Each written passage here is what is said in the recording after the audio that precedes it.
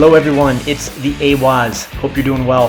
What follows is a two-part video from a recent event that took place this past weekend on October 7th. The event was called the Fall Foliage Dual Sport event in Tiger, Georgia, which is located along the border of North Georgia and North Carolina.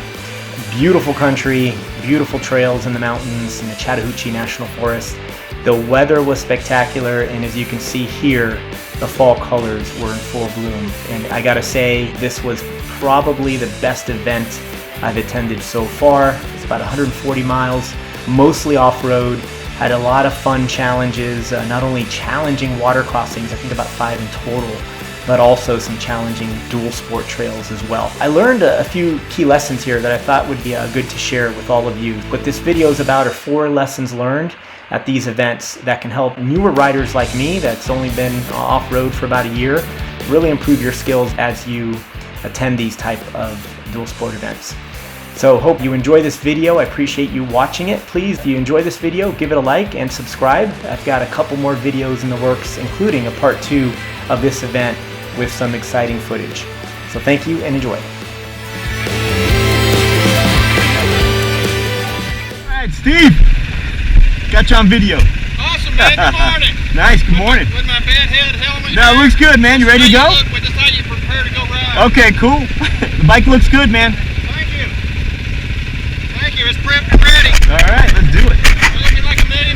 Tell me about your guards. I'm going to get this on video for tips and tricks. Oh, man, this is a Moose Racing. These are soft foam core. Okay. They zip right on with a Velcro and one zip tie on the corner. Right. And they block the wind, so it keeps your wind chill from freezing your fingers to death. Very cool. And they zip on and off in an instant. Okay. All right. That's a good tip for cold days like this, right? And this is an excellent tip. This Okay. is the best friend right here. Nice. And then the other good tip is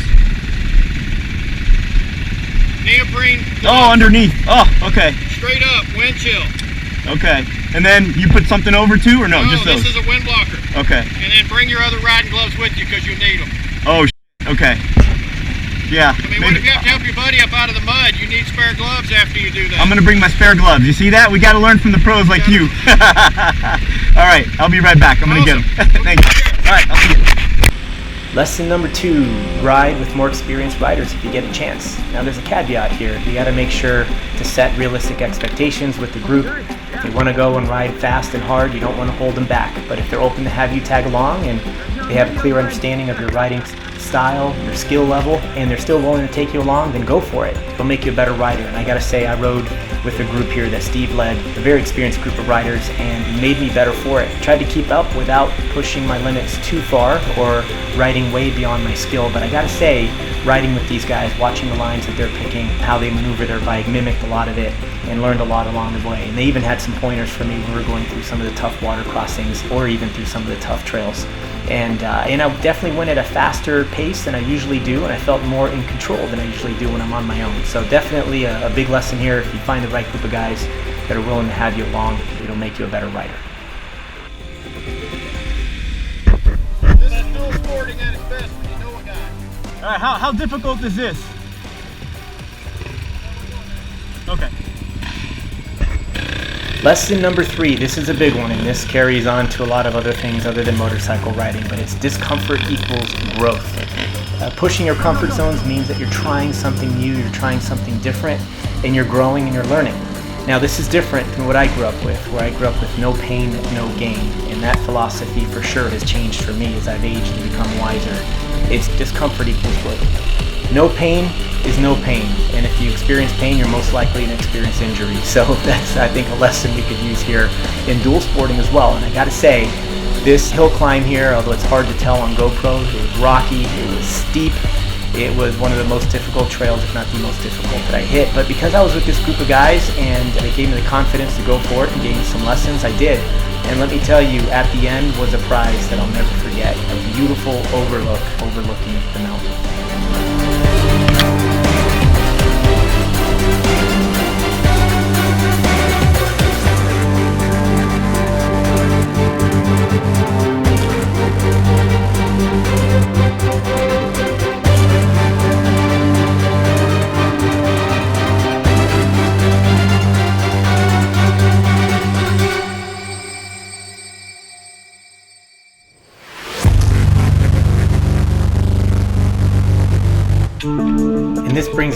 last lesson, number 4, which is know your limits. It's really important you know your limits as you're developing your skills. True in any sport, especially a sport where you can get seriously hurt.